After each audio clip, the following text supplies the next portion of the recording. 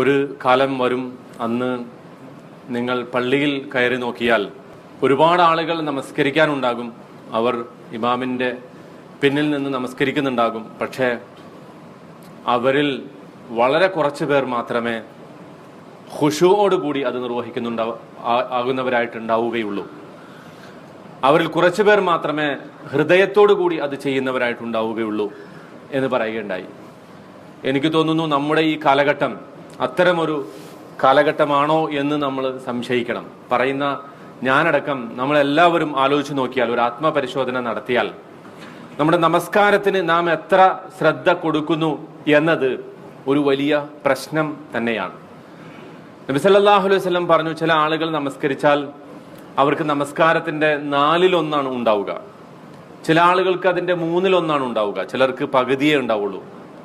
അല്ലെങ്കിൽ നേരെ തിരിച്ച്, ചില ആളുകൾക്ക് പകുതിയേ ഉണ്ടാവുള്ളൂ, ചിലർക്ക് 1/3 ഉണ്ടാവുക, ചിലർക്ക് 4/1 ഉണ്ടാവുക. ചില ആളുകൾക്ക് ഒട്ടും ഉണ്ടാവില്ല നമസ്കാരം. നമസ്കരിച്ചിട്ടുണ്ടാകും, പക്ഷെ നമസ്കാരം തീരെ അവരുടെ റെക്കോർഡിൽ നമസ്കാരം തീരെ രേഖപ്പെടുത്തിയിട്ടുണ്ടാവില്ല. എന്ന് പറഞ്ഞാൽ ലിൽ ഇൻസാനി മാ വഅ എന്നതാണ് ഒരു ചൊല്ല്. അതായത് എത്രയാണോ ഒരുത്തൻ ശ്രദ്ധിച്ചത്, നമസ്കാരത്തിൽ എത്രയാണോ ഒരുത്തന്റെ ഹൃദയ സാന്നിധ്യം ഉണ്ടായിരുന്നത്, അത്രയേ നമസ്കാരം കിട്ടുള്ളൂ. ഇപ്പൊ 4 റക്അത്തുള്ള നമസ്കാരം ഒരു പക്ഷെ നമ്മൾ നിർവഹിക്കുന്നുണ്ടാകും, പക്ഷെ നമുക്കൊരു റക്അത്തിന്റെ കഷ്ണം അല്ലെങ്കിൽ ഒരു റക്അത്തിന്റെ ഒരു മൂല ഇത്രയൊക്കെ നമുക്ക് കിട്ടിയിട്ടുണ്ടാവുള്ളൂ. കാരണം എന്താന്ന് വെച്ചാൽ, കൈ കെട്ടിയതിന് ശേഷം പിന്നെ നമ്മൾ ലോകം മുഴുവൻ സഞ്ചരിച്ച് നമ്മുടെ ബിസിനസ്സും നമ്മുടെ ജോലിയും നമ്മുടെ കുടുംബവും നമ്മുടെ ചുറ്റുവട്ടവും പരിസരവും എല്ലാ പ്രശ്നങ്ങളും, കിട്ടാനുള്ള കടവും കൊടുക്കാനുള്ള കടവും ഒക്കെ ഓർമ്മ വന്ന് അവസാനം സലാം വിട്ടുന്നതിന് തൊട്ടടുത്തായിരിക്കും നമുക്ക് ഓർമ്മ വരിക, അല്ല ഞാൻ നമസ്കാരത്തിലായിരുന്നല്ലോ എന്ന് ഓർമ്മ വരിക. ഇങ്ങനെ നമസ്കരിച്ചാൽ, അവരെ കുറിച്ചാണ് ഉമർ ബിൻ ഖത്താബ് റളിയല്ലാഹു അൻഹു പറഞ്ഞത്, 60 വർഷം നമസ്കരിച്ച ഒരാൾ ഒരു പക്ഷെ അള്ളാഹുവിന്റെ അടുക്കൽ വരും. 60 വർഷം മുടങ്ങാതെ നമസ്കരിച്ചിട്ടുണ്ടാകും. പക്ഷേ ഈ 60 വർഷത്തെ നമസ്കാരവും അയാളെ സംബന്ധിച്ചിടത്തോളം ഒരു ഫലവും ചെയ്യുകയില്ല. നബി സല്ലല്ലാഹു അലൈഹി വസല്ലം അതിനെക്കുറിച്ച് താക്കീത് ചെയ്തത്, ആ നമസ്കാരമൊക്കെ അവന്റെ മുഖത്തേക്ക് വലിച്ചെറിയും.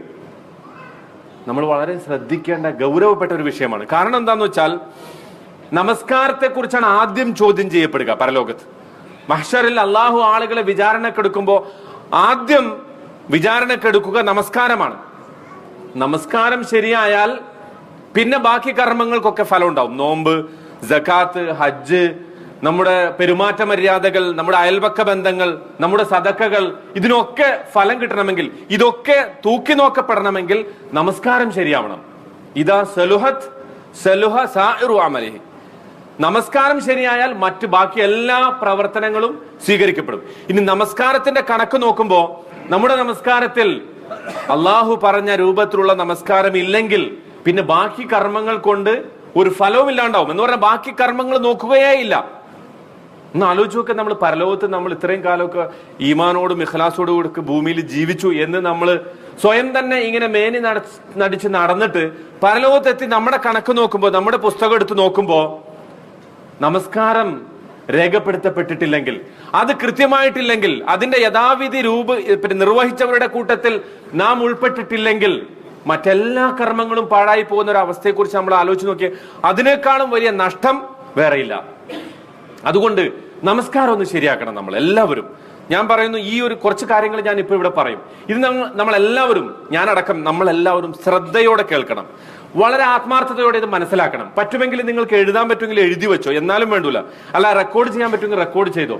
എന്നിട്ട് എല്ലാ ദിവസവും ഇതിങ്ങനെ കേട്ടാൽ, ചിലപ്പോഴൊക്കെ നമ്മൾ ഇത് കേൾക്കും, ഇടക്കിടക്ക് കേൾക്കുന്നുണ്ട്, പക്ഷെ കേട്ടിട്ട് നമ്മൾക്ക് കുറച്ച് കഴിയുമ്പോൾ ഇത് നമ്മൾ മറന്നുപോകും. അതുകൊണ്ട് നമസ്കാരത്തെ കുറിച്ച് ആളുകൾ ശരിക്കും 5 രൂപത്തിലാണ് ആളുകൾ നമസ്കരിക്കുക, അല്ലെങ്കിൽ 5 വിഭാഗങ്ങളാണ് നമസ്കാരത്തെ കുറിച്ച് ഉണ്ടാവുക. അതിൽ ആദ്യത്തെ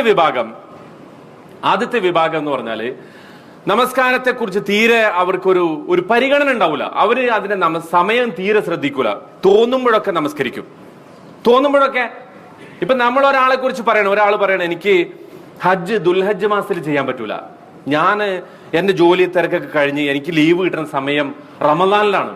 റമദാനിൽ ഞാൻ പോയിട്ട് പിന്നെ മക്കത്ത് പോയി തവാഫ് ചെയ്തു, പിന്നെ സഅയ് ചെയ്തു, പിന്നെ അറഫയിൽ പോയിട്ട് കുറച്ച് നിന്നു, മുസ്ദലിഫയിൽ വന്ന് രാത്രി താമസിച്ചു, മിനയിൽ വന്ന് കല്ലെറിഞ്ഞു.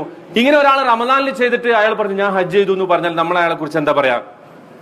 അയാള് ഹജ്ജിനെ കുറിച്ചും അയാൾക്ക് അറിഞ്ഞുകൂടാ, ദീനിനെ കുറിച്ചൊരു വിവരമില്ല, അയാളുടെ ഹജ്ജ് സ്വീകരിക്കയില്ല. പക്ഷെ നമസ്കാരം, ഒരാൾ നമസ്കാരത്തെ കുറിച്ച് സുബഹിക്ക് കിടന്നുറങ്ങിയിട്ട് ഒരാൾ 7 മണിക്ക് എഴുന്നേറ്റ് നമസ്കരിച്ച ആളെ കുറിച്ച് നമ്മൾ എന്തേ അങ്ങനെ പറയാത്തത്? സുബഹിയുടെ സമയത്ത് അയാൾ കിടന്നുറങ്ങി, എന്നിട്ട് 7 മണിക്ക് എഴുന്നേറ്റ് നമസ്കരിച്ചപ്പോ അയാളെ കുറിച്ച് അയാൾ നമസ്കാരം ഉള്ളവനാണെന്ന് പറയുന്നു. പക്ഷെ അങ്ങനത്തെ ഒരാള് ഹജ്ജിന്റെ വിഷയത്തിൽ ഇങ്ങനെ ചെയ്താൽ, ദുൽഹജ്ജിൽ ഹജ്ജ് ചെയ്യേണ്ടതിന് പകരം റമദാനിൽ പോയി ഹജ്ജ് ചെയ്താൽ ഹജ്ജ് ചെയ്തവനായിട്ട് നമ്മൾ പറയോ? ഇല്ല. അതുപോലെ തന്നെയാണ് നമസ്കാരത്തിന് വിഷയം. അത് സമയബന്ധിതമായി ചെയ്യണം. അപ്പൊ ആദ്യത്തെ വിഭാഗം ആളുകൾ നമസ്കാരത്തിന്റെ സമയം പരിഗണിക്കൂല, അതിന്റെ ഉളു മര്യാദക്ക് എടുക്കൂല, അതിന്റെ റുക്നുകള്, നിർബന്ധ ഘടകങ്ങളെ കുറിച്ച് തീരെ പരിഗണനയില്ല. സുജൂദിലും ഒക്കെ അടങ്ങുക എന്നൊക്കെ ഉള്ളത്, അതിന് ഒരുപാട് റുക്നുണ്ടല്ലോ, അതൊക്കെ നമുക്കറിയാം വിശദമായിട്ട്. അതുകൊണ്ട് ഞാൻ അതിലേക്ക് ഇപ്പൊ പോകുന്നില്ല, സമയമില്ല അതിന്. ഇതൊക്കെ പാഴാക്കും. തീരെ അവർക്ക് നമസ്കാരത്തിൽ ഖുശൂ ഉണ്ടാവൂല. ഇതാണ് ഒന്നാമത്തെ വിഭാഗം. അവർക്കാണ് അള്ളാഹു പറഞ്ഞത് ഫവൈലുൽ ലിൽ മുസല്ലീൻ. അവർ നമസ്കരിക്കും, പക്ഷെ ആ നമസ്കാരത്തിന് തന്നെ അവർക്ക് എന്തുണ്ട്? ശിക്ഷയുണ്ട്. നമസ്കരിച്ചിട്ടും ശിക്ഷ ലഭിക്കുന്ന വിഭാഗമാണ് ഒന്നാമത്തെ ആളുകൾ. കാരണം അതിന്റെ സമയത്തെക്കുറിച്ച് പരിഗണനയില്ല, അതിന്റെ റുക്നുകളെ കുറിച്ച് പരിഗണനയില്ല, അതിന്റെ ഷർത്തായിട്ടുള്ള വുളു കൃത്യമായി ചെയ്യൂല. ഇതൊക്കെ പാഴാക്കും. പിന്നെ നമസ്കാരത്തിൽ തീരെ ഖുശൂ ഉണ്ടാവില്ല, തീരെ മനസാന്നിധ്യം ഉണ്ടാവില്ല.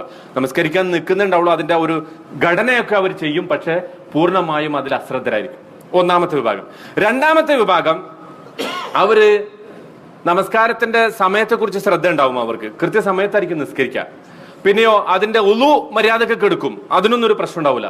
റുക്നുകളും മര്യാദക്ക് ചെയ്യും, പക്ഷേ തീരെ എന്തുണ്ടാവില്ല? ഖുശൂ ഉണ്ടാവില്ല.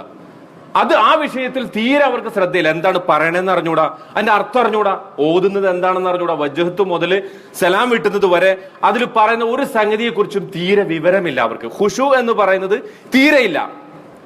അവരെ കുറിച്ച് പറഞ്ഞത് അവരുടെ നമസ്കാരം അവരുടെ മുഖത്തേക്ക് തന്നെ വലിച്ചെറിയും. നമസ്കാരം കൊണ്ട് ശിക്ഷ ഉണ്ടാവില്ല, മറിച്ച് അവരുടെ നമസ്കാരം തീരെ സ്വീകരിക്കപ്പെടൂല. അപ്പൊ രണ്ടാമത്തെ വിഭാഗം.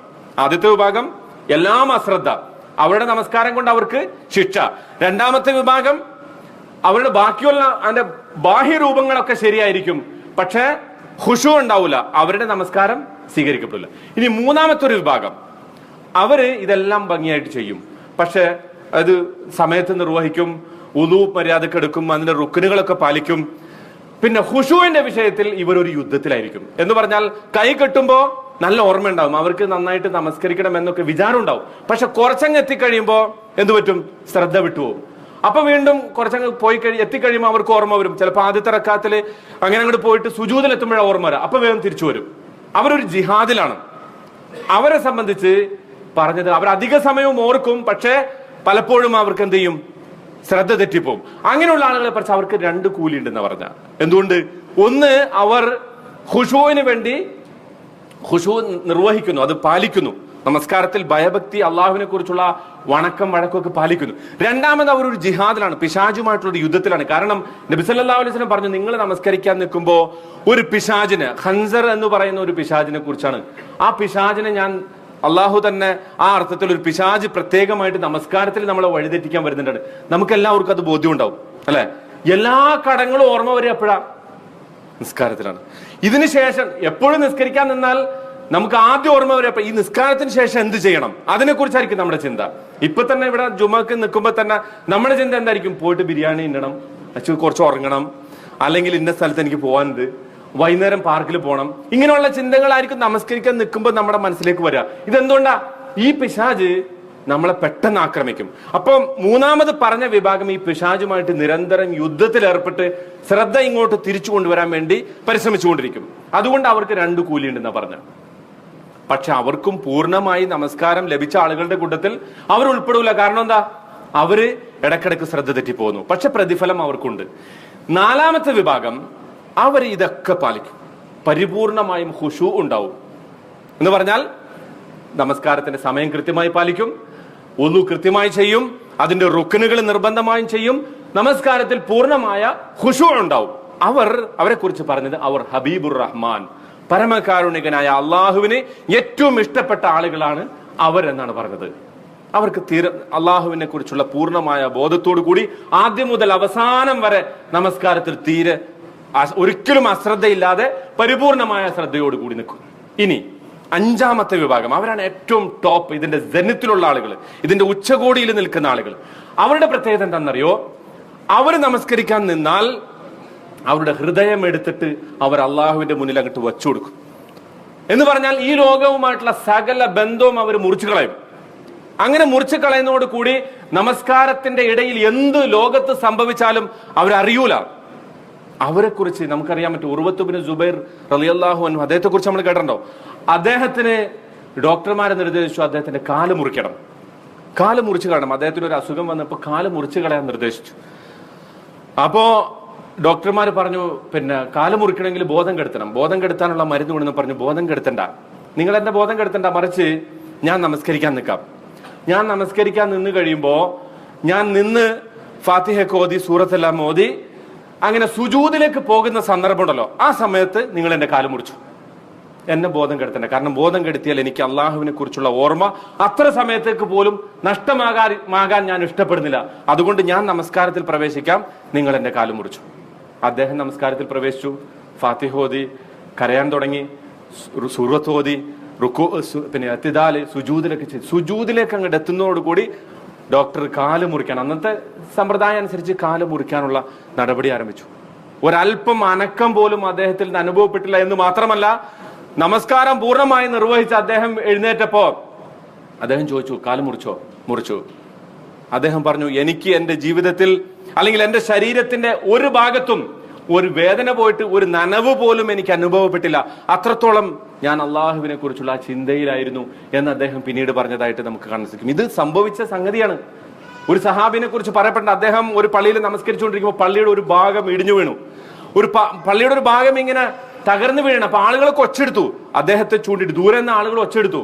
പക്ഷെ അദ്ദേഹം നമസ്കാരം അവിടെ തന്നെ നിർവഹിച്ചു. എല്ലാം കഴിഞ്ഞപ്പോൾ ആളുകൾ ചോദിച്ചു, അദ്ദേഹം അതിന് കഴിഞ്ഞതിന് ശേഷമാണ് പള്ളിയൊക്കെ ഇടിഞ്ഞു പൊളിഞ്ഞ് വീണത് മനസ്സിലായത്. പക്ഷെ അദ്ദേഹത്തിന്റെ ഭാഗത്ത് ഭാഗ്യത്തിനൊന്നും സംഭവിച്ചില്ല. ആളുകളോട് അദ്ദേഹം ചോദിച്ചു, ഇതെന്താ നിങ്ങൾ എന്നോട് പറയാഞ്ഞ? അവര് പറഞ്ഞു, ഞങ്ങൾ ഇത് വീഴുന്നത് കണ്ട് താങ്കൾ ഒരുപാട് താക്കീത് ചെയ്തു, ഒരുപാട് വിളിച്ചു, പക്ഷെ താങ്കൾ അത് കേട്ടില്ല. ഇതാണ് അഞ്ചാമത്തെ വിഭാഗം. നബി സല്ലല്ലാഹു അലൈഹി വസല്ലമയെ കുറിച്ച് നമ്മൾ പറഞ്ഞല്ലോ, നമസ്കരിക്കാൻ നിൽക്കുമ്പോഴേക്കും ഹൃദയത്തിന്റെ ഉള്ളിൽ നിന്ന് ഒരു ശബ്ദം വരും. എങ്ങനെയാണ്?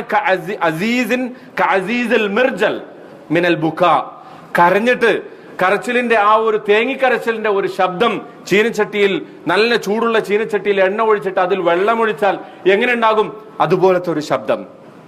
അബൂബക്കർ സിദ്ദീഖ് റളിയല്ലാഹു അൻഹുവിനെ കുറിച്ച്, ഉമർ ഇബ്നുൽ ഖത്താബ് റളിയല്ലാഹു അൻഹുവിനെ കുറിച്ച്, ഉമർ ഇബ്നു അബ്ദുൽ അസീസ് റളിയല്ലാഹു അൻഹുവിനെ കുറിച്ച്, അദ്ദേഹം ഒരിക്കൽ ഇങ്ങനെ പള്ളിയിൽ നമസ്കരിച്ചുകൊണ്ട് നിൽക്കുമ്പോൾ അദ്ദേഹം ഒരു ആയത്ത് ഓതി, ഫഅൻദർതുകും നാറൻ തലല്ലാ, അള്ളാഹുവിന്റെ ആ നരകശിക്ഷയെ കുറിച്ച് ഓതി. അദ്ദേഹം കരഞ്ഞു, പള്ളി മൊത്തം കരഞ്ഞു. ചിലർക്ക് നമസ്കാരം പലപ്പോഴും പൂർത്തിയാക്കാൻ സാധിക്കാറില്ല, കാരണം കരച്ചിലുകൊണ്ട് അവർ അവിടെ വീണു പോവുകയാണ്. അവരെ സംബന്ധിച്ചിടത്തോളം അവരുടെ ശ്രദ്ധ മുഴുവൻ ഭൂമിയിൽ നിന്ന് വിട്ടുപോകുന്നു. നമ്മൾ ആലോചിച്ച് നോക്കുക, നമ്മൾ ഇതിലേതിലാ പെടുക? ഏറ്റവും ചുരുങ്ങിയത് മൂന്നാമത്തെ വിഭാഗത്തിലെങ്കിലും നമ്മൾ പെട്ടിട്ടില്ലെങ്കിൽ നമ്മുടെ കാര്യം കഷ്ടമാണ്. മൂന്നാമത്തെ വിഭാഗം എന്ന് പറഞ്ഞാൽ ശ്രദ്ധിക്കും, പക്ഷെ വിട്ടുപോകും. പക്ഷെ നമ്മൾ ഉൾപ്പെടാൻ ശ്രമിക്കേണ്ടത് 4ഉം 5ഉം വിഭാഗത്തിലാണ്. 5ലെത്തുക എന്ന് പറഞ്ഞാൽ വളരെ പ്രയാസമാണ്. പക്ഷേ സാധിക്കുമെന്നതിന്റെ തെളിവുകളാണ് ഈ കാണുന്നതൊക്കെ. അതിനെന്ത് വേണം? നമ്മുടെ ഈമാനിനെ ശക്തിപ്പെടുത്തണം. ഇനി ഞാൻ പറയാൻ പോകുന്നത് കുറച്ച് കാര്യങ്ങളാണ്. ഈ കുറച്ച് കാര്യങ്ങൾ നമ്മൾ ശ്രദ്ധിച്ചാൽ, നമ്മളെല്ലാവരും ശ്രദ്ധിച്ചാൽ നമസ്കാരത്തിൽ നമുക്ക് ഖുശൂ ഉണ്ടാക്കിയെടുക്കാൻ സാധിക്കും. ഇത് കേട്ടിട്ട് നമ്മൾ പുറത്തേക്ക് കളയാനുള്ളതല്ല, മറിച്ച് നമ്മുടെ ജീവിതത്തിൽ, നിത്യജീവിതത്തിൽ ഓരോ സന്ദർഭത്തിലും നമ്മൾ പ്രാക്ടിക്കലാക്കാനുള്ളതാണ്. ഒന്നാമത് നമസ്കാരത്തിൽ ശ്രദ്ധ കിട്ടാൻ വേണ്ടത് എന്താന്ന് വെച്ചാൽ, ഇമാം ഹസനുൽ ബസ്രിയിനോട് റഹ്മത്തുള്ളാഹി അലൈഹി, അദ്ദേഹത്തോട് വന്നിട്ട് ഒരാൾ ചോദിച്ചു, ഇമാമെ, ഞാൻ എത്ര തന്നെ എഴുന്നേൽക്കാൻ ശ്രമിച്ചാലും, സുബഹിക്ക് എഴുന്നേൽക്കാൻ ശ്രമിച്ചാലും, അതുപോലെ തന്നെ രാത്രി നമസ്കാരത്തിന് ഖിയാമുൽ ലൈലിന് എഴുന്നേൽക്കാൻ ശ്രമിച്ചാലും എനിക്ക് എഴുന്നേൽക്കാൻ പറ്റുന്നില്ല, ഞാൻ എത്ര തന്നെ ശ്രമിച്ചിട്ടും എഴുന്നേൽക്കാൻ പറ്റുന്നില്ല. അദ്ദേഹം പറഞ്ഞു, എന്താ പറഞ്ഞെന്നറിയോ? നിങ്ങളുടെ പാപങ്ങൾ നിങ്ങളെ മൂടിയിരിക്കുന്നു, നിങ്ങളുടെ പാപങ്ങൾ നിങ്ങളെ മൂടിയിരിക്കുന്നു, അതുകൊണ്ടാണ് നമസ്കാരത്തെക്കുറിച്ച് നിങ്ങൾക്ക് ഇത്ര അശ്രദ്ധ വരുന്നത് എന്ന് പറഞ്ഞാൽ ആദ്യത്തെ സംഗതി അതാണ്. നമസ്കാരത്തിൽ ശ്രദ്ധ വേണോ എങ്കിൽ എന്തു വേണം? പാപങ്ങൾ ഒഴിവാക്കണം. പരമാവധി നമ്മുടെ പാപങ്ങൾ ഒഴിവാക്കുന്നതോടുകൂടി നമ്മളെ സംബന്ധിച്ചിടത്തോളം അള്ളാഹുവിന്റെ മാർഗത്തിൽ നമുക്ക് ശ്രദ്ധ ലഭിക്കുവാൻ, അവന്റെ നമസ്കാരത്തിൽ നിൽക്കുമ്പോൾ, അവന്റെ മുന്നിൽ നിൽക്കുമ്പോൾ നമുക്ക് പരിപൂർണമായും ഭയഭക്തിയോടുകൂടി നിൽക്കുവാൻ, ഹൃദയ സാന്നിധ്യത്തോടു കൂടി നിൽക്കുവാൻ, അല്ലാത്ത സന്ദർഭങ്ങളിൽ പാപങ്ങളിൽ നിന്ന് മുക്തരായിട്ടുള്ള ഒരു ജീവിതം നയിക്കാൻ നമുക്ക് സാധിക്കണം. ഇതൊന്നാമത്തെ കാര്യം. രണ്ടാമത്തെ കാര്യം, പരിശുദ്ധ ഖുർആനിനെ പലപ്പോഴും ആളുകൾ എന്താ എപ്പോഴും നമസ്കരിക്കാൻ നിന്ന ഊത കുൽഹു അല്ലാഹു അഹദ്, എപ്പോഴും ഇന്ന ആതൈനാകൽ കൗസർ, എപ്പോഴും വല്ലസർ, എപ്പോഴും അലംതറ കൈഫ, ഇങ്ങനെ കുറച്ച് ചെറിയ ചെറിയ സൂറത്ത് മാത്രം ഇത് പഠിച്ചിട്ട് ഓതി കഴിഞ്ഞാൽ നമുക്ക് തീരെ ശ്രദ്ധ കിട്ടൂല. കാരണം എന്താ, ഇതൊരു റൊട്ടീനാണ്, ഇതൊരു ചടങ്ങായിട്ട് മാറുന്നു. അതുകൊണ്ട് എന്ത് വേണം, ഖുർആൻ കുറച്ചൊക്കെ നമ്മൾ മനസ്സിലാക്കണം. നമുക്ക് മനസ്സിലാക്കാൻ പറ്റും. അതിന് തെളിവെന്താന്ന് വെച്ചാൽ നമ്മൾ നമ്മുടെ ജോലിയുമായിട്ട് ബന്ധപ്പെട്ട് ഒരുപാട് ട്രെയിനിങ് കോഴ്സിന് പോകുന്ന ആളുകളുണ്ട്, പുതിയ പുതിയ സ്കില്ല് പഠിക്കുന്ന ആളുകളുണ്ട്. നമുക്കൊരു കത്ത് നമുക്ക് അറിയാത്തൊരു ഭാഷയിൽ കിട്ടിയാലും നമ്മളത് ആരെക്കൊണ്ടെങ്കിലൊക്കെ വായിപ്പിച്ചിട്ട് അതിന്റെ അർത്ഥം മനസ്സിലാക്കി നമ്മൾ ചെയ്യുന്നില്ലേ, ജോലിനെ സംബന്ധിച്ച് ബിസിനസിനെ സംബന്ധിച്ചൊക്കെ. അപ്പോ ഇത്തരം കാര്യങ്ങളൊക്കെ നമുക്ക് നടക്കും. അപ്പൊ ഖുർആനിനെ സംബന്ധിച്ച് നമ്മൾ അങ്ങനെ ഒരു കാഴ്ചപ്പാട്, അതായത് എല്ലാ ദിവസവും കുറച്ച് ഖുർആൻ ഞാൻ മനസ്സിലാക്കുകയും അതെന്റെ നമസ്കാരങ്ങളിൽ ഞാൻ ഓതുകയും ചെയ്യും എന്ന് നമ്മൾ തീരുമാനിച്ചാൽ ആ ഖുർആനുമായി ബന്ധപ്പെടുത്തി നമുക്ക് എന്ത് ചെയ്യാൻ പറ്റും, നമുക്ക് മനസാന്നിധ്യം ലഭിക്കും. പരിശുദ്ധ എന്തുകൊണ്ടാണ് നമ്മുടെ ശ്രദ്ധ തെറ്റുന്നത്? ഇമാമ് നിൽക്കുമ്പോ ഇമാമ് ഫാത്തിഹ ഓതുമ്പോ നമുക്കറിയാം, മിക്കവാറും ആളുകൾക്ക് അതിന്റെ അർത്ഥം അറിയാം. പക്ഷേ സൂറത്തിലേക്ക് കിടക്കുമ്പോ നമുക്ക് അതിന്റെ അർത്ഥം അറിഞ്ഞുകൂടാ. അപ്പൊ നമ്മൾ അതിൽ തീരെ ശ്രദ്ധിക്കാത്തതുകൊണ്ട് നമ്മുടെ ശ്രദ്ധ തെറ്റിപ്പോകുന്നു. അപ്പൊ ഖുർആനുമായിട്ടുള്ള ബന്ധത്തെ നമ്മൾ ശക്തിപ്പെടുത്തുക എന്നതാണ് രണ്ടാമത്തെ സംഗതി. മൂന്നാമത്തെ സംഗതി ഇത്തിരി നീട്ടി പരത്തി പറയേണ്ടതാണ്, അവിടെ കുറച്ച് സമയം എടുക്കും, നിങ്ങൾ ശ്രമിക്കുക. നമ്മൾ നമ്മുടെ ജീവിതവുമായി ബന്ധപ്പെട്ടതാണല്ലോ, നിത്യേനമുള്ള ഇതുമായി ബന്ധപ്പെട്ടാണ്. മൂന്നാമത്തെ സംഗതി, നമസ്കാരത്തിന് പുറപ്പെടുന്നതിന് മുമ്പ് തന്നെ നമ്മൾ നമസ്കാരത്തിന് വേണ്ടി തയ്യാറായിക്കൊണ്ട് അതിന്റെ ഓരോ കർമ്മങ്ങളും, നമസ്കാരവുമായി ബന്ധപ്പെട്ട എല്ലാ ചലനങ്ങൾക്കും അടക്കങ്ങൾക്കും കർമ്മങ്ങൾക്കും അതിൻ്റെതായ ഫലമുണ്ട് എന്ന് മനസ്സിലാക്കിക്കൊണ്ട് നമ്മൾ ചെയ്യുക. ഉദാഹരണം, ഉളു എടുക്കുമ്പോൾ നമ്മൾ കരുതണം, ഇത് വാസ്തവത്തിൽ ഞാൻ നേരത്തെ കഴിഞ്ഞ ആഴ്ച ഞാൻ സൂചിപ്പിച്ചല്ലോ, ഇമാം സൈനുൽ ആബിദീൻ ബിൻ അലി അദ്ദേഹത്തിന്റെ നിറം തന്നെ മാറുമായിരുന്നു ഉളു എടുക്കുമ്പോൾ. കാരണം എന്താ, ഉളു എടുക്കുമ്പോൾ തന്നെ അദ്ദേഹം തയ്യാറായി, അദ്ദേഹത്തിന്റെ മനസ്സ് റെഡി, അള്ളാഹുവിന്റെ മുമ്പിലേക്കാണ് പോകുന്നത്. നബി സല്ലല്ലാഹു അലൈഹി വസല്ലം ഉളു എടുക്കുന്നതിനെ കുറിച്ച് പറഞ്ഞത്, നിങ്ങളൊരാൾ കൈ കഴുകുമ്പോൾ കൈ കൊണ്ട് ചെയ്ത എല്ലാ പാപങ്ങളും അള്ളാഹു പൊറുക്കും. നിങ്ങളിൽ ഒരാൾ വായ കൊപ്പളിക്കുമ്പോൾ വായ കൊണ്ട് നിങ്ങൾ പറഞ്ഞ, നിങ്ങളുടെ നാവ് കൊണ്ട് പറഞ്ഞ എല്ലാ തെറ്റും അള്ളാഹു പുറത്തു തരും. നിങ്ങളൊരാൾ മുഖം കഴുകുമ്പോൾ മുഖങ്ങൾ കൊണ്ട് അല്ലെങ്കിൽ മുഖത്തെ കണ്ണുകൊണ്ട് നിങ്ങൾ നോക്കിപ്പോയ എല്ലാ തെറ്റുകളും അള്ളാഹു പുറത്തു തരും. പിന്നെ നിങ്ങൾ കൈ കഴുകുമ്പോൾ ഈ കൈ കൊണ്ട് പ്രവർത്തിച്ചു പോയിട്ടുള്ള, അറിഞ്ഞും അറിയാതെയും ഒക്കെ പ്രവർത്തിച്ചു പോയിട്ടുള്ള എല്ലാ തെറ്റുകളും അള്ളാഹു പുറത്തു തരും. തല തടവുകയും ചെവി തടവുകയും ചെയ്യുമ്പോൾ ചെവി കൊണ്ട് കേട്ട എല്ലാ സംഗതികളും പുറത്തു തരും. പിന്നെ കാലുകൊണ്ട് നടന്നു പോയിട്ടുള്ള എല്ലാ തെറ്റുകളും. അപ്പൊ ഇങ്ങനെ ഒതു തന്നെ നമ്മുടെ ഒരു ഏറ്റവും നല്ല പരിശുദ്ധമായ നമുക്ക് പരിശുദ്ധമാകാനുള്ള ഒരു മാർഗമാണ് എന്ന അടിസ്ഥാനത്തിൽ അത് പൂർണ്ണമായി ചെയ്യുക. അങ്ങനെ നമസ്കാരത്തിന് വേണ്ടി തയ്യാറാവുക. പിന്നെ പള്ളിയിലേക്കുള്ള നടത്തം, പള്ളിയിലേക്കുള്ള നടത്തം ഓരോ കാലടിക്കും ഒരു പാപം പൊറുക്കും, ഒരു പദവി ഉയർത്തും. അങ്ങനെ പള്ളിയിലേക്ക്. അതുപോലെ തന്നെ ബശ്ശിരിൽ മശാഇന ഫിൽ ദുലമി ഇലൽ മസാജിദി ബിന്നൂരി താമി ഫി യൗമിൽ ഖിയാമ. അതാണല്ലോ പള്ളിയിൽ നമ്മൾ രാത്രി നടന്നു പോകുന്ന ആളുകൾക്ക് പള്ളിയിലേക്കുള്ള ഓരോ നടത്തവും നാളെ പരലോകത്ത് സിറാത്ത് അതിൽ വെളിച്ചമായിട്ട് മാറും. സിറാത്ത് എന്ന് പറഞ്ഞാൽ നമുക്കറിയാലോ, നരകത്തിന്റെ മുകളിലൂടെ സ്വർഗത്തിലേക്ക് പോകേണ്ട ഒരു പാലമാണ്. ആ പാലത്തിൽ വെളിച്ചമുണ്ടാവൂല, വെളിച്ചം തീരെ ഉണ്ടാവൂല. വെളിച്ചം ഓരോരുത്തർക്കും ലഭിക്കുക എങ്ങനെയാ, അവരുടെ സൽക്കർമ്മങ്ങളുടെ തോതനുസരിച്ചിട്ടാണ് അവിടെ വെളിച്ചം ലഭിക്കുക. അപ്പൊ പള്ളിയിലേക്ക് നടന്നു പോയിട്ടുണ്ടെങ്കിൽ ഓരോ കാലടിക്കും ആ സിറാത്തിൽ നമുക്ക് വെളിച്ചം ലഭിക്കും. ഈ ഒരു അർത്ഥത്തിൽ നമ്മൾ പള്ളിയിലേക്ക് നടക്കുമ്പോൾ നമ്മുടെ മനസ്സിൽ ഈ ഒരു വിചാരം ഉണ്ടാവുക. പള്ളിയിൽ കയറുമ്പോൾ അല്ലാഹുമ്മ അഫ്തഹ്ലി അബ്വാബ റഹ്മതിക എന്ന് പറഞ്ഞ് പൂർണ്ണമായും അള്ളാഹുവിന്റെ റഹ്മത്തിനു വേണ്ടി നമ്മുടെ മനസ്സിന്റെ വാതായനങ്ങളെ തുറന്നിട്ടുകൊണ്ട് പള്ളിയിലേക്ക് വരിക. എന്നിട്ട് പള്ളിയിൽ സുന്നത്ത് നമസ്കരിക്കാൻ ആ ഇഖാമത്ത് കൊടുത്ത ഉടനെ തന്നെ അല്ല നമ്മൾ വരേണ്ടത്, മറിച്ച് കുറച്ച് നേരത്തെ അതിനുവേണ്ടി തയ്യാറായി പള്ളിയിൽ വരിക, സുന്നത്ത് നമസ്കരിക്കുക, തഹിയ്യത്ത് നമസ്കരിക്കുക, എന്നിട്ട് പള്ളിയിൽ ഇരുന്ന് കുറച്ച് ഖുർആൻ ഓതുക, ദിക്റ് ചൊല്ലുക, എന്നിട്ട് നമസ്കാരത്തിലേക്ക് പോവുക. നമസ്കാരത്തിലേക്ക് പോകുമ്പോൾ നമ്മൾ ശ്രദ്ധിക്കേണ്ടത് അള്ളാഹു പറഞ്ഞ ഈ വചനമാണ്. ഒരു ഹദീസ് ഖുദ്സിയിൽ അള്ളാഹു പറയുന്നുണ്ട്, ഖസംതു സ്വലാത്ത ബൈനി വ ബൈന അബ്ദി, നമസ്കാരത്തെ ഞാൻ എന്റെയും എന്റെ അടിമയുടെയും ഇടയിൽ രണ്ടായി വിഭജിച്ചിരിക്കുന്നു, നിസ്ഫൈനി. എങ്ങനെ? നമസ്കാരത്തിൽ നമ്മൾ മാത്രമല്ല പറയുന്നത്, അള്ളാഹും പറയുന്നുണ്ട്. നമ്മളും അള്ളാഹുവും തമ്മിലുള്ള ഒരു സംഭാഷണമാണ് നമസ്കാരം. ഫഇദാ ഖാലൽ അബ്ദു അൽഹംദുലില്ലാഹി റബ്ബിൽ ആലമീൻ, നമ്മൾ ഫാത്തിഹ ഓതുമ്പോൾ അൽഹംദുലില്ലാഹി റബ്ബിൽ ആലമീൻ എന്ന് നമ്മൾ പറയുമ്പോൾ അള്ളാഹു പറയും, ഖുൽതു, അള്ളാഹു പറയണം, ഞാൻ പറയും, ഹമിദനി അബ്ദി, ഇദാ എന്റെ അടിമ എന്നെ സ്തുതിച്ചിരിക്കുന്നു. പിന്നെ ഇദാ ഖാലൽ അബ്ദു അർറഹ്മാനിർ റഹീം എന്ന് പറയുമ്പോൾ ഞാൻ പറയും, ഖുൽതു അസ്നാ അലയ്യ അബ്ദി, എന്റെ അടിമ എന്നെ പുകഴ്ത്തിയിരിക്കുന്നു, പ്രശംസിച്ചിരിക്കുന്നു. പിന്നെ പറയും മാലിക് യൗമുദ്ദീൻ എന്ന് നമ്മൾ പറയുമ്പോൾ അള്ളാഹു പറയും, മജ്ജദനി അബ്ദി, എന്റെ അടിമ എന്നെ മഹത്വപ്പെടുത്തിയിരിക്കുന്നു. ഇയ്യാക നഅ്ബുദു വ ഇയ്യാക നസ്തഈൻ, നിന്നെ മാത്രം ഞങ്ങൾ ഇബാദത്ത് ചെയ്യുന്നു, നിന്നോട് മാത്രം സഹായം ചോദിക്കുന്നു എന്ന് നമ്മൾ പറയുമ്പോൾ അള്ളാഹു പറയും ഹാദാ ബൈനി വ ബൈന അബ്ദി, ഇത് എന്റെയും എന്റെ അടിമയുടെയും ഇടയിലുള്ള ഒരു കരാറാണ്.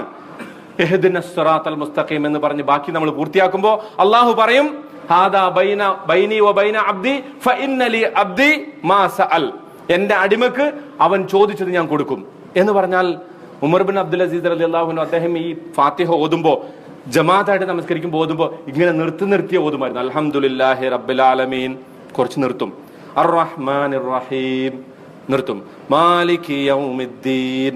അപ്പൊ ആളുകൾ ചോദിച്ചു ഇതെന്തെങ്ങനെ ഇടക്കിടക്ക് ഇത്ര നിർത്തണ? പറഞ്ഞു അള്ളാഹ് പറഞ്ഞിട്ടുണ്ടല്ലോ ഞാൻ അൽഹംദു പറയുമ്പോ അള്ളാഹു ഹമിദനി അബ്ദി എന്ന് പറയും. അപ്പൊ അള്ളാഹുവിന് പറയാൻ ഒരു അവകാശം കൊടുക്കണം, സാവകാശം കൊടുക്കണം. പിന്നെ ഞാൻ മാലിക് യൗമിദ്ദീൻ അർ റഹ്മാൻ ഇങ്ങനെ പറയുമ്പോഴൊക്കെ അള്ളാഹ് ഇങ്ങനെ സംഭാഷണം നടക്കുകയാണല്ലോ. അപ്പോ ഈ ഒരു അർത്ഥത്തിൽ നമ്മൾ ഫാത്തിഹ ഓതാൻ നിൽക്കണം.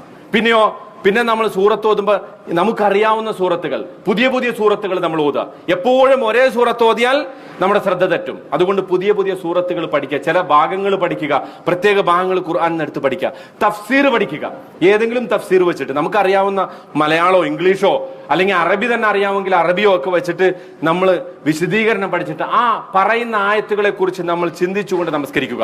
പിന്നെ നമ്മൾ റുക്കൂയിൽ പോകുമ്പോൾ സുബ്ഹാന റബ്ബിയൽ അലീം, അള്ളാഹുവിന് ഏറ്റവും ഇഷ്ടപ്പെട്ട തസ്ബീഹാണ് സുബ്ഹാന റബ്ബിയൽ അലീം. അതുപോലെ സുബ്ഹാന റബ്ബിയൽ അല, സുബ്ഹാനല്ലാഹി വബിഹംദിഹി സുബ്ഹാനല്ലാഹിൽ അലീം. എന്നിട്ട് നമ്മൾ റുക്കൂയിൽ നിന്ന് എഴുന്നേൽക്കുമ്പോൾ നമ്മൾ പറയും ആ സന്ദർഭത്തിൽ മാത്രം നമ്മൾ അല്ലാഹു അക്ബർ പറയാതെ എന്താ പറയുന്നത്? സമി അല്ലാഹു ലിമൻ ഹമിദ റബ്ബനാ ലക്കൽ ഹംദ്. എന്തുകൊണ്ടാണെന്നറിയോ അങ്ങനെ പറയുന്നത്? റബ്ബനാ ലക്കൽ ഹംദ്, അല്ലാഹുവേ നിനക്കാണ് സ്തുതി. കാരണം എന്താണെന്ന് വെച്ചാൽ മനുഷ്യർക്ക് മാത്രമാണ് ഇങ്ങനെ കുനിയാനും എഴുന്നേക്കാനും പറ്റുക. മനുഷ്യനെ പോലുള്ള മറ്റു കുരങ്ങ് വർഗത്തിൽപ്പെട്ട ജീവികൾക്ക് മാത്രമേ ഇത് പറ്റുള്ളൂ. ബാക്കി മറ്റു മൃഗങ്ങളൊക്കെ നോക്കിയേ, അവർക്ക് ഇതുപോലെ കുനിയാൻ പറ്റൂല. അവർ 4 കാലിൽ സൃഷ്ടിച്ചു അല്ലെങ്കിൽ എഴഞ്ഞു നടക്കുന്നു, അവർക്ക് ഇതുപോലെ കുനിഞ്ഞ് എഴുന്നേക്കാൻ പറ്റൂല. അപ്പൊ അള്ളാഹു എന്നെ കുനിയാൻ എനിക്ക് സാവകാശം തന്നു, എഴുന്നേറ്റ് നിൽക്കാൻ എനിക്ക് സാവകാശം തന്നു, അതിന് അനുഗ്രഹം തന്നു. അതുകൊണ്ട് ആ അള്ളാഹുവിന് സ്തുതി. പിന്നെ നമ്മൾ ഇടക്കിടക്ക് ഈ അള്ളാഹു അക്ബർ പറയുന്നുണ്ടല്ലോ നമസ്കാരത്തിൽ. എന്തിനാണ് അള്ളാഹു ആ പദം തന്നെ പ്രയോഗിച്ച് നിങ്ങൾ നമസ്കരിക്കണമെന്ന് വെച്ചത്? കാരണം നമസ്കാരത്തിൽ നമുക്ക് പ്രിയപ്പെട്ട പലതും അല്ലെങ്കിൽ നമുക്ക് വേണ്ടപ്പെട്ട പലതും നമ്മുടെ ഓർമ്മയിൽ വരും. അതല്ല എനിക്ക് വലുത്, അള്ളാഹു അക്ബർ, അള്ളാഹുവാണ് വലുത്, അള്ളാഹുവാണ് ഏറ്റവും മഹാൻ. ഇത് നമ്മളെ ഇടക്കിടക്ക് ഓർമ്മിപ്പിക്കാൻ വേണ്ടി നീ ഇപ്പൊ ചിന്തിച്ചുകൊണ്ടിരിക്കുന്ന നിന്റെ ജോലിയല്ല വലുത്, നിന്റെ ബിസിനസ് അല്ല വലുത്, നിന്റെ കുടുംബമല്ല വലുത്, മറിച്ച് അള്ളാഹു അക്ബർ. എന്നിട്ട് നമ്മൾ സുജൂദിലേക്ക് പോകുന്നു. സുജൂദിൽ പോകുമ്പോൾ നമ്മൾ ശ്രദ്ധിക്കേണ്ട കാര്യം, പരമാവധി ഒറ്റക്കാണ് നമസ്കരിക്കുന്നതെങ്കിൽ അല്ലെങ്കിൽ സുന്നത്തൊക്കെയാണ് നിസ്കരിക്കണമെങ്കിൽ നമ്മൾ എന്ത് ചെയ്യുക? സുജൂദ് പരമാവധി ദീർഘിപ്പിക്കുക. എന്തുകൊണ്ടാ? അഖറബു മാ യകൂനുൽ അബ്ദു മഅ റബ്ബിഹി വഹുവ സാജിദുൻ. അള്ളാഹുവിനോട് നമ്മൾ ഏറ്റവും അടുത്ത് നിൽക്കുന്നത് എപ്പോഴാ? സുജൂദിലാണ്. ആ സുജൂദിൽ എന്ത് ചോദിച്ചാലും കിട്ടും എന്നുള്ളതാണ്. അള്ളാഹുവിനോട് അതുകൊണ്ട് തന്നെ നമ്മൾ സുജൂദിൽ പറയുന്നത് എന്താ? സുബ്ഹാന റബ്ബിയൽ അഅല, ഏറ്റവും ഉന്നതനായ അള്ളാഹുവെ നീയാണ് പരിശുദ്ധൻ. അപ്പൊ ഞാൻ ഏറ്റവും താഴെ കിടക്കുന്നു ഭൂമിയിൽ. എന്റെ മുഖം, എനിക്ക് ഏറ്റവും പ്രിയപ്പെട്ട എന്റെ മുഖം, എന്റെ നെറ്റി, എന്റെ കൈകാലുകളൊക്കെ ഞാൻ, അതാണല്ലോ ഏറ്റവും വിനയത്തിന്റെ ഏറ്റവും പ്രകടമായ ഒരു രൂപമാണ് സാഷ്ടാംഗം എന്ന് പറയുന്നത്. സാഷ്ടാംഗ പ്രണാമം എന്ന് മലയാളത്തിൽ അങ്ങനത്തെ ഒരു പ്രയോഗം തന്നെ ഉണ്ടായത് എന്തുകൊണ്ടാ? ഏറ്റവും അധികം വിനയം കാണിക്കുന്ന ഒരു സന്ദർഭമാണ്. അള്ളാഹുവിനോട് വിനയം കാണിച്ച് ചോദിച്ചാൽ അള്ളാഹു തരും. ആ ഒരു മനസാന്നിധ്യത്തോടു കൂടി അള്ളാഹുവിനോട് ചോദിക്കുക. ഇനി സുജൂദിന്റെ ഇടയിലുള്ള ഇരുത്തത്തിലോ നമ്മൾ പറയുന്ന സകല പ്രാർത്ഥനകളെക്കാളും മികച്ച ഒരു പ്രാർത്ഥന അതാണ്. എന്താ? റബ്ബി ഗ്ഫിർലി വർഹംനി വജ്ബുർനി വർസുഖ്നി വഹ്ദിനി വആഫിനി. എല്ലാം പെട്ടു, ദുനിയാവിന്റെ ആഖിറത്തിന്റെ എല്ലാ കാര്യങ്ങളും പെട്ട ഒരു പ്രാർത്ഥനയാണ് റബ്ബി ഗ്ഫിർലി, എനിക്ക് പുറത്തു തരണേ, വർഹംനി എന്നോട് കരുണ കാണിക്കണേ, വജ്ബുർനി എന്റെ ന്യൂനതകൾ മറച്ചു തരണേ, വർസുഖ്നി എനിക്ക് ഭക്ഷണം തരണേ, വഹ്ദിനി എന്നെ സന്മാർഗത്തിലാക്കണേ, വആഫിനി എന്നെ എനിക്ക് സൗഖ്യം തരണേ, ആരോഗ്യം തരണേ എന്ന് പറഞ്ഞാൽ ദുനിയാവും ആഖിറവും ഉൾപ്പെട്ട എല്ലാ പ്രാർത്ഥനകളും അതിൽ പെട്ടു.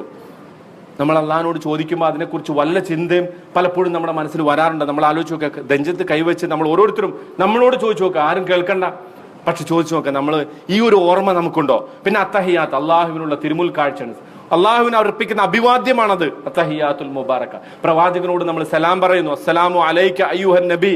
പിന്നെ നമ്മൾ അല്ലാഹുമ്മ സല്ലി അലാ മുഹമ്മദ് മൻ സല്ലാ അലയ്യ സലാത്തൻ സല്ലല്ലാഹു അലൈഹി അശ്റൻ. ആരെങ്കിലും എന്റെ പേരിൽ ഒരു സലാത്ത് ചൊല്ലിയാൽ അള്ളാഹു അയാൾക്ക് 10 പ്രാവശ്യം ചൊല്ലും അയാളുടെ പേര്, അല്ലെങ്കിൽ അള്ളാഹു അയാൾക്ക് 10 പ്രാവശ്യം അനുഗ്രഹം ചൊരിയും എന്ന് നബി സല്ലല്ലാഹു അലൈഹി വസല്ലം നമ്മളെ പഠിപ്പിച്ചിട്ടുണ്ടല്ലോ. അപ്പൊ ആ സലാത്ത് ചൊല്ലുമ്പോൾ അത് നമ്മുടെ മനസ്സിൽ വേണം. പിന്നെ നമ്മൾ പ്രാർത്ഥിക്കുന്നു, അല്ലാഹുമ്മ ഗ്ഫിർലി മാ ഖദ്ദംതു വമാ അഖർതു ഒരുപാടുണ്ട് ആ പ്രാർത്ഥന, പല രൂപത്തിൽ റിപ്പോർട്ട് ചെയ്യപ്പെട്ടിട്ടുണ്ട്. എനിക്ക് രഹസ്യമായത്, പരസ്യമായത്, ഞാൻ മുന്തിച്ചത്, പിന്തിച്ചത്, നീ മാത്രം അറിയുന്ന സംഗതി, ഇതൊക്കെ എനിക്ക് പുറത്തു തരണം. അദാബുൽ ഖബർ വദാബിന്നാർ, നരകശിക്ഷയിൽ നിന്നും ഖബറിലെ ശിക്ഷയിൽ നിന്നും പിശാചിന്റെ ഉപദ്രവത്തിൽ നിന്നും ജീവിതത്തിന്റെയും മരണത്തിന്റെയും പരീക്ഷണങ്ങളിൽ നിന്നും എന്നെ രക്ഷപ്പെടുത്തണം. അപ്പോ നമസ്കാരവുമായി ബന്ധപ്പെട്ട ഓരോ കർമ്മങ്ങളുടെയും ആത്മാവും അതിന്റെ ചൈതന്യവും ഉൾക്കൊണ്ടുകൊണ്ട് നമ്മൾ നിർവഹിക്കുക. ഇത് മൂന്നാമത്തെ സംഗതി. നാലാമതൊരു സംഗതി, ഒരു കാര്യം കൂടെ പറഞ്ഞിട്ട് ഞാൻ അവസാനിപ്പിക്കാം. നാലാമതൊരു സംഗതി, നമ്മൾ നമസ്കരിക്കാൻ നിൽക്കുമ്പോൾ സല്ലു സലാത്ത മുവദ്യ, എപ്പോഴും ചെയ്യേണ്ട ഒരു സംഗതി, ഇതെന്റെ അവസാനത്തെ നമസ്കാരമാണ് എന്ന ബോധത്തോടു കൂടി നിൽക്കുക. കാരണം അവസാനത്തെ നമസ്കാരം, നമ്മളോട് ഡോക്ടർ പറഞ്ഞു നിനക്കൊരു മണിക്കൂറേ ജീവിക്കാനുള്ളൂ എന്ന് പറഞ്ഞാൽ നമ്മൾ എന്ത് ചെയ്യും? അള്ളാഹിന്റെ മുമ്പിൽ പോയിട്ട് താണ് കേണ് പറയൂലേ? അതുപോലെ ഓരോ നമസ്കാരത്തിന്റെ സന്ദർഭത്തിലും നമ്മൾ പറയാം, അള്ളാഹിനോട് പറയാം, അല്ലാഹുമ്മ അഹ്സിൻ വഖൂഫനാ ബൈന യദൈക്, നിന്റെ മുന്നിലുള്ള ഞങ്ങളുടെ ഈ നൃത്തം നീ നന്നാക്കി തരണേ എന്ന് അള്ളാഹുവിനോട് പറയുക. അല്ലാഹുമ്മ അഇന്നി അലാ ദിക്രിക വശുക്രിക വഹുസ്നി ഇബാദതിക് എന്ന് അള്ളാഹിനോട് പ്രാർത്ഥിച്ചിട്ട് ഇതെന്റെ അവസാനത്തെ നമസ്കാരമാണ് എന്ന ബോധത്തോടു കൂടി നമ്മൾ നിർവഹിക്കുക. ഇങ്ങനെയൊക്കെ ചെയ്താൽ ഖദ് അഫ്ലഹൽ മുഅ്മിനൂൻ അല്ലദീന ഹും ഫീ സ്വലാത്തിഹിം ഖാശിഊൻ, വിജയിച്ച സത്യവിശ്വാസികളുടെ കൂട്ടത്തിൽ നമുക്ക് ഉൾപ്പെടാൻ പറ്റും. അവർ അവരുടെ നമസ്കാരത്തിൽ പരിപൂർണമായും ഭയഭക്തിയുള്ളവരാണ്, അള്ളാഹുവിന് വിധേയപ്പെട്ട് ജീവിച്ചിരിക്കുന്നവരാണ്. നമ്മൾ മനസ്സിലാക്കുക, നമസ്കാരം വളരെ പ്രധാനമാണ്. ജീവിതത്തിന്റെ ഏറ്റവും അടിസ്ഥാനമാണ് നമസ്കാരം. നമ്മളെ അള്ളാഹുവിന്റെ മുന്നിൽ നമ്മളെ രക്ഷപ്പെടുത്തുന്ന കർമ്മമാണ് നമസ്കാരം എന്നല്ല, ജീവിതത്തിന്റെ സകല പ്രശ്നങ്ങളിൽ നിന്നും നമ്മളെ മോചിപ്പിക്കും. അള്ളാഹു പറയുന്നു, വസ്തഈനു ബിസ്സബ്രി വസ്സലാത്ത്, നിങ്ങൾ നമസ്കാരം കൊണ്ടും ക്ഷമ കൊണ്ടും അള്ളാഹുവിനോട് സഹായം തേടുക. അപ്പൊ നമുക്ക് പറ്റിയ ഈ ആയുധത്തെ നമ്മൾ അതിന്റെ പരമാവധി പൂർണ്ണമായ അർത്ഥത്തിൽ ഉപയോഗിക്കുക. അള്ളാഹു സുബ്ഹാനഹു വ തആല അത്തരക്കാരിൽ ഉൾപ്പെടുത്തി നമ്മെ അനുഗ്രഹിക്കുമാറാകട്ടെ. നമ്മുടെ നമസ്കാരങ്ങളെ അള്ളാഹു സ്വീകരിക്കുമാറാകട്ടെ. ആ വിഷയത്തിൽ സംഭവിച്ചു പോയിട്ടുള്ള എല്ലാ വീഴ്ചകളും, കുറവുകളും, പരാതികളും അള്ളാഹു നമുക്ക് പരിഹരിച്ച് അള്ളാഹുവിന്റെ അടുക്കൽ സ്വീകാര്യമായ നമസ്കാരം നിർവഹിക്കുന്ന ആളുകളുടെ കൂട്ടത്തിൽ അള്ളാഹു നാമേവരെയും ഉൾപ്പെടുത്തി അനുഗ്രഹിക്കുമാറാകട്ടെ.